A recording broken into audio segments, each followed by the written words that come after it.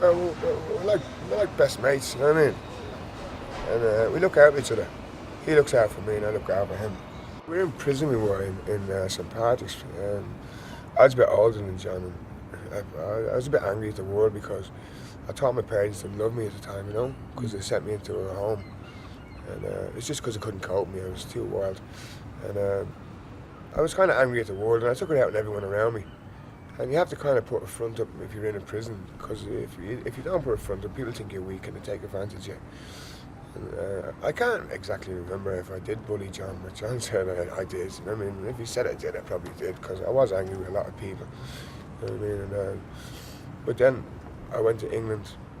I got out of prison, and I went to England. I got married over there. I had 2 children, and I started stealing again because I got a habit of crack cocaine. And then I got a 16-year sentence, and I ended up at the end. Through the sentence, me and my wife fell out, so I ended up getting divorced. And then when the sentence was, when I got halfway through the sentence, 8 years, they deported me back to Ireland. And that's where I'm from. So I come back in September last year, the very last day September, and I was on Piercy Clinic, and I didn't recognise John for a couple of months. And then since, say, January, February this year, we've been hanging around together, and you know, like we got to know each other again. I remembered him then, you know, from the clinic we go to every day to collect our methadone. That's where I met up again with him. And we've been going around ever since. Like Siamese twins. Did they say, where's the other fella? Anyone, when they see me, they go, where's John? Where's the other fella? But yeah, that's basically it. We've been hanging around together. And 2 of us started drinking. We've got a bit of a drink problem, but we're trying to come off the drink, you know, and try and get a bit of stability to our lives, you know. Hopefully we can.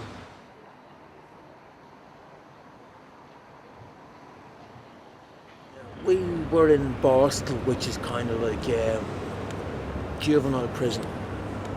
91, 15 years ago. We didn't get on at all that time. He was full of anger and I was very naive. He bullied me kind of, you know, at the start. But I understood now why he was putting up a front. He was in Borstal and he had to put up a front. I was young and I was new to the institution, so I wasn't white, I wasn't on the ball, you know what I mean? I wasn't, you know, I was just naive. Well, they've given me a place in the hostel, so if the next bed that comes available, they'll give to me. And that's what John is now. He's around there having an interview at the hostel, the same hostel, and hopefully they give him a bed as well. But if they don't give him a bed, I won't go into it, because I won't leave him on the streets on his own in case anything happens to him. It's dangerous when you sleep on your own. If you've got someone there with you, you've got, you can look out for each you other. can look out for each other, kind of thing, yeah. But I won't leave him on the streets on his own. That's basically it. About 5 months ago, we built a hut. Me and John built it. We had a hut originally, and then we built a bigger one. I think you've seen the first one we had. It was in the corner, kind of, and then we built the other one in the middle, a bit bigger, so we had a bit more room in it. We had a good summer. You didn't really need a hut because it was warm at night and stuff like that. And then once the summer went, we knew we had to build some place to keep us warm and that, and keep the wet off us. Now if it rained, so that's why we basically built the hut. I mean, because the weather was torn, it was getting bad, it was starting to rain there. That's why we done it. Saturday in the afternoon, sometime during the day. We don't know exactly what time during the day, but it was sometime during the day, because we left it at about 9:30 in the morning on Saturday, and we didn't come back till about maybe 8, 9 in the evening. The weekend was absolutely terrible. It was windy, it was raining, and we were freezing. Yeah. He turned around and he told a few people apparently down in this place called Fulcher that he's going to burden us over, and then he'll come back and find us. That's basically what happened, and there's our home gone.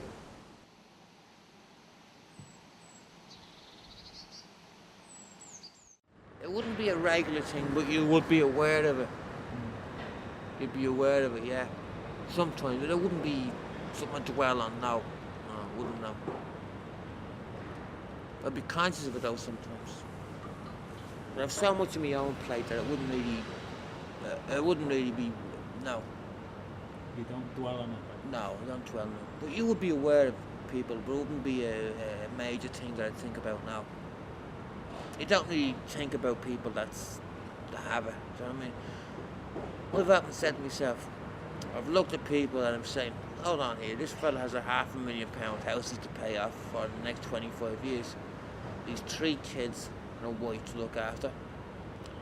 He's a job where he has to fucking go to work every morning and he has to put up with shit off the boss and he has to hold on to the job. Basically, he's a slave to the bank, and I just say, I don't envy him. Do you know what I mean? I don't. In some ways, when I was in prison, they'd put you in solitary confinement and they'd strip you to your underwear. And all you'd have was your meals. You wouldn't have to do nothing. And you know what? You're never more free than when you're in solitary confinement because you have no responsibilities. You have nothing to worry about. Basically, you've nothing. So you've nothing to worry about. But you've little to lose. Like, the hut was burning down the other night, so we lost a few things. But basically, what we got, most of the stuff we got for nothing. Through Simon or Tala or whatever agencies, or we stole it, or it was given to us with someone else. So we didn't lose anything that we had to work our butts off to get. But still, like, do you know what I mean? It was all we had. It was a wooden hut with a couple of sleeping bags, a little bit of clothing, and it's gone. But I think now if it was in a scenario where I was, after spending 12 years paying off a house that was worth 500 grand, and I was only halfway through the payments and I had no insurance, and somebody burdened down my home and my car, and me and my 3 children, my wife, were left in the streets with a massive mortgage and no way of paying. I think that'd be a different scenario. I think I'd say, well, I have something to lose, which I would have. But in some ways I'm luckier than other people. Yeah, I am.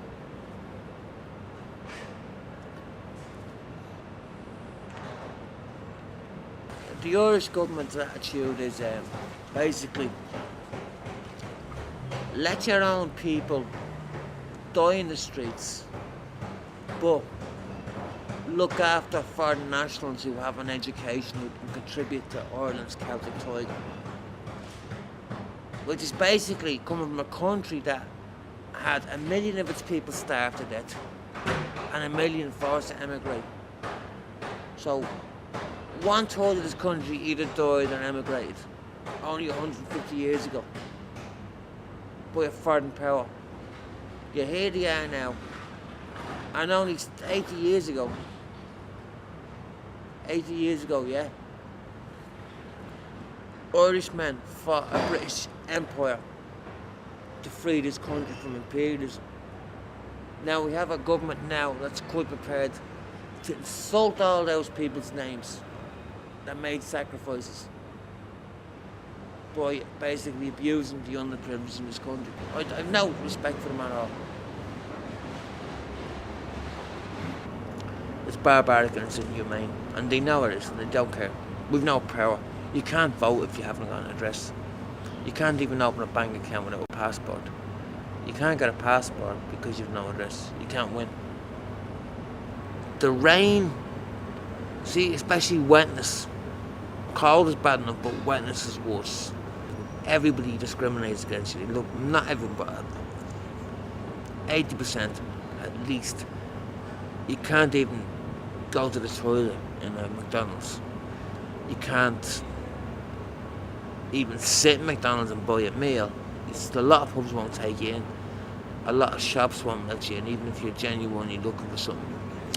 It's not only that, it's the what really bugs me though is the fact that you're dirty. That really bugs me.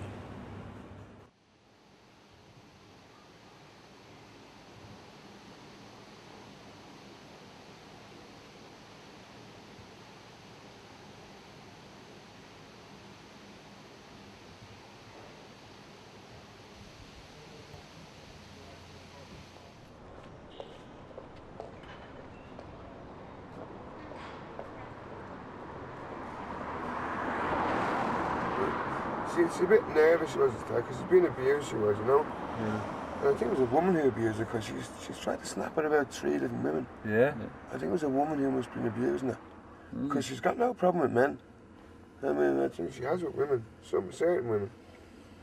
Some board came up there last week. We weren't there at the time. Ken told me. She snapped her. I done a 10-week course on dogs. Next thing, bar. He took her hand off. Yeah. Do you want to see this dog? He's about that height off the ground, big dog. And she went from, as the dog was going at her or something, she just jumped and had her. But she's deadly. If I'm walking in the lane and John is standing there, she'll stop me from walking until he walks beside me. Yeah. You know what I mean? She has to have the two of us next to her. We tried to give it to a friend of ours today when we went out to buy the car because we didn't want to bring her on the bus. So, oh, she's great. But this woman, the friend, she's a big girl. She's a 15-stone woman, probably, right? Probably more. And she walked down the street with Tiny. Things look great. Tiny's gone with her. Next thing, She dragged her back down the road. she dragged her halfway down Parnell Street. Who? The dog Dragged her back and said, I'm not going with her, I want to go with you. She's mad too.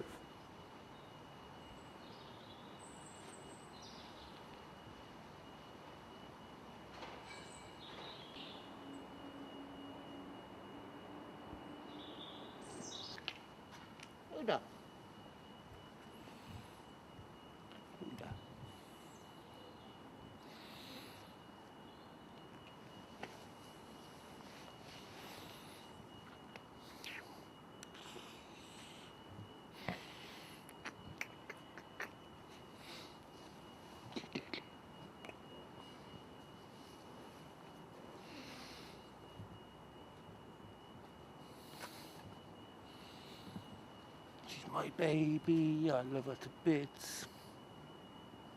She's special. Aren't you? She's special.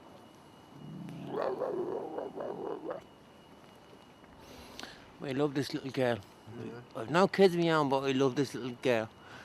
She's as good as anyone tried to hold her, I'd rip the head off.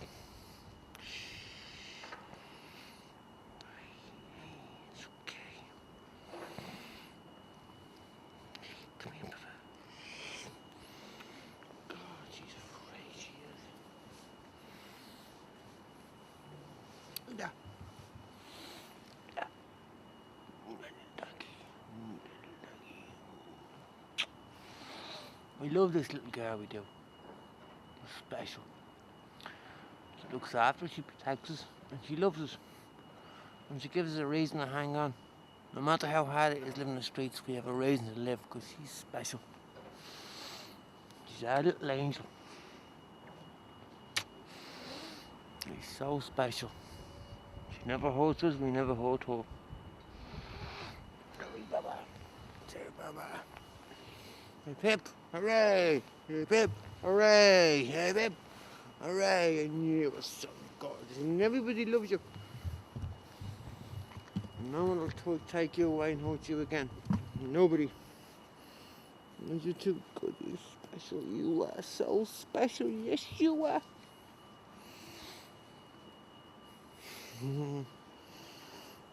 You're big news now. You're in the public domain. Foxy face.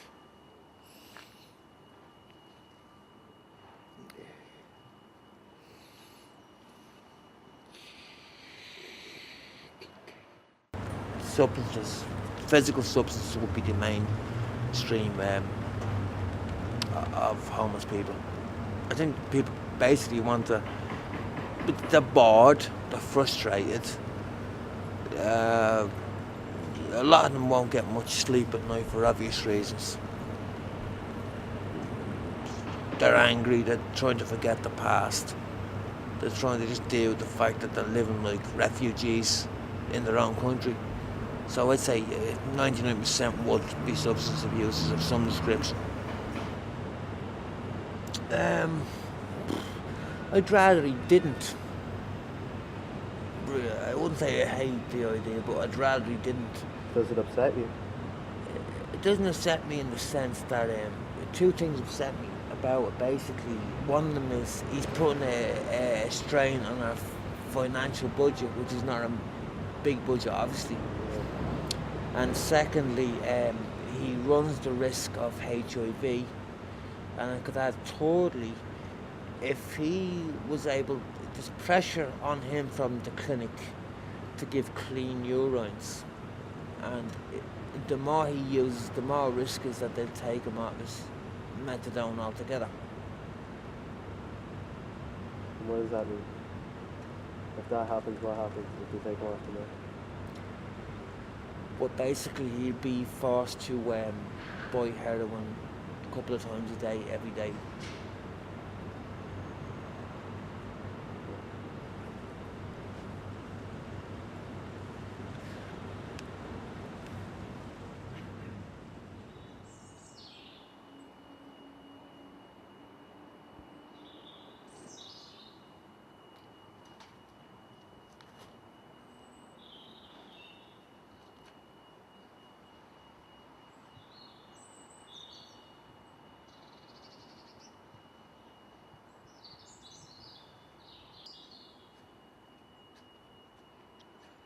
I went down to the clinic and I blew a fertilizer and I only got half a normal dose.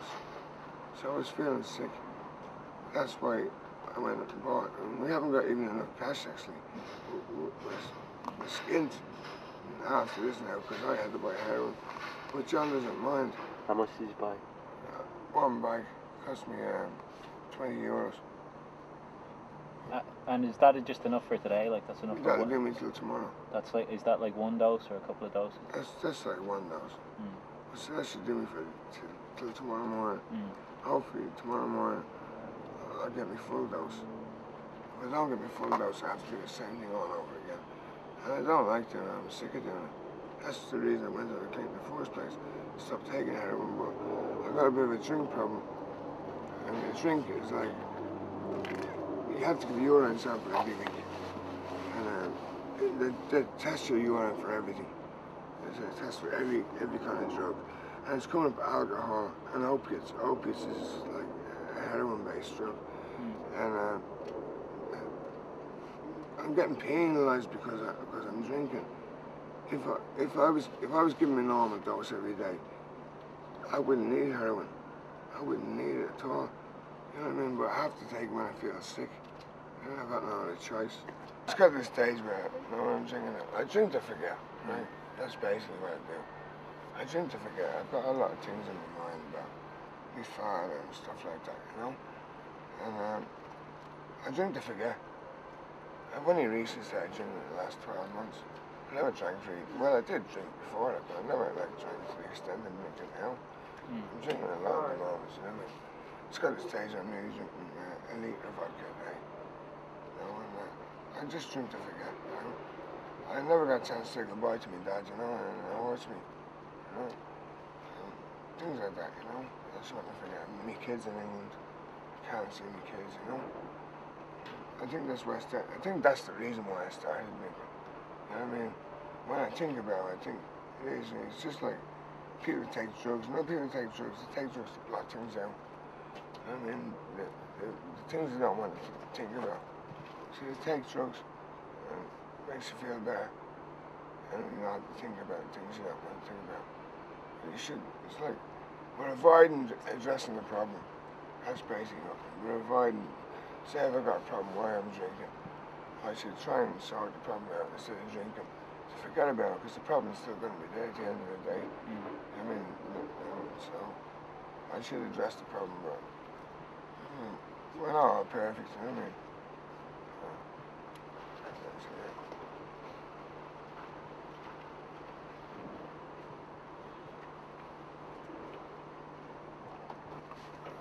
Yeah, today, earlier on, before I took the heroin, I was feeling like hot and cold sweats. I felt hot one minute, freezing the next. And you got a kind of empty feeling in your stomach. It's like it's a horrible feeling in your stomach. And you start sweating. I mean, you just feel very, it's like having a flu. It's like having, like a flu. I mean, the symptoms you have from a flu. It's something like that. And then you get the heroin and you put it into it and it gives you a little bit of a rush. the start, a little bit of a buzz. But then it'll just kick in and just help you feel normal. You know what? At the moment, I don't feel, I'm still got a little bit of a, where I'm a little bit of a buzz. I mean, but in the next probably 20 minutes, I'll just feel normal again. You know what I mean? But that's what it does at the start. And then I just feel normal. What's normal, Gary? Like any human being, the way any human being feels. And I just feel normal. You know?